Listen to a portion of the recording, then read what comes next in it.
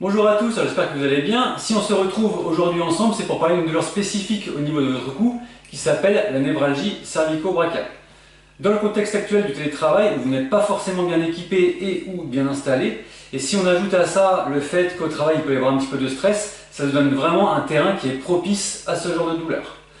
Pour ceux qui sont nouveaux, n'hésitez pas à vous abonner sur la chaîne en cliquant sur la petite cloche qui est en bas à droite de votre écran, à partager cette vidéo si vous pensez qu'elle peut aider des proches à vous ou des collègues. N'hésitez pas non plus à liker et à commenter vos expériences sur le sujet pour qu'on puisse construire un débat constructif. Enfin, n'hésitez pas à rejoindre notre groupe Facebook qui s'appelle Télétravail sans douleur, où nous échangeons des bonnes méthodes sur le télétravail, des expériences et des petites astuces pour mieux vivre effectivement cette période. Pour ceux qui ne me connaissent pas, en fait, je m'appelle Cédric, je dirige Corporels et nous sommes spécialistes en fait dans la gestion des douleurs en entreprise. C'est par ce biais-là en fait que tous les jours, je vous donne des petits conseils, des astuces, des exercices pour lutter contre les douleurs qui peuvent vous empoisonner la vie, que ce soit au bureau ou dans votre vie de tous les jours. Pour en revenir à notre névralgie cervico-brachiale, c'est donc une douleur qui part de votre cou, donc des vertèbres cervicales, et qui peut descendre le long du cou jusque dans l'épaule, le bras, l'avant-bras et pourquoi pas la main. En fait, c'est une douleur qui peut même vous donner des petits fourmillements. Ça, c'est très fréquent. Et cette douleur, elle est souvent due à une souffrance de votre disque intervertébral. Donc, qu'est-ce que c'est que le disque intervertébral? C'est simple, c'est une structure qui est relativement souple, qui se situe entre deux vertèbres cervicales et qui est chargée vraiment d'amortir les pressions.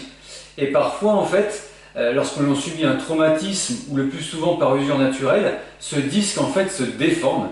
Il devient donc un petit peu déformé et comprime la racine nerveuse qui sort à cet étage. Et donc du coup, la douleur va suivre le trajet de cette fameuse racine nerveuse et vous faire des douleurs le long de son trajet pour descendre éventuellement jusqu'à votre main. Qu'est-ce qu'il faut faire lorsque ce genre de symptômes?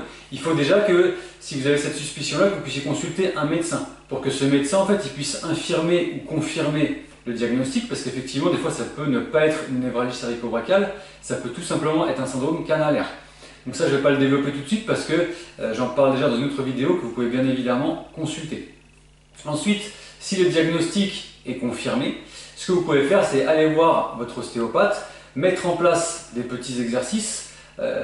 En fait, c'est des exercices qui sont relativement simples. C'est des exercices où vous devez tout faire pour éviter la pression dans la zone, pour éviter en fait que le disque ne comprime trop la racine. Donc si on détend toutes les structures qu'il y a autour de ce disque intervertébral et de cette racine, on a des chances en fait de faire diminuer la douleur.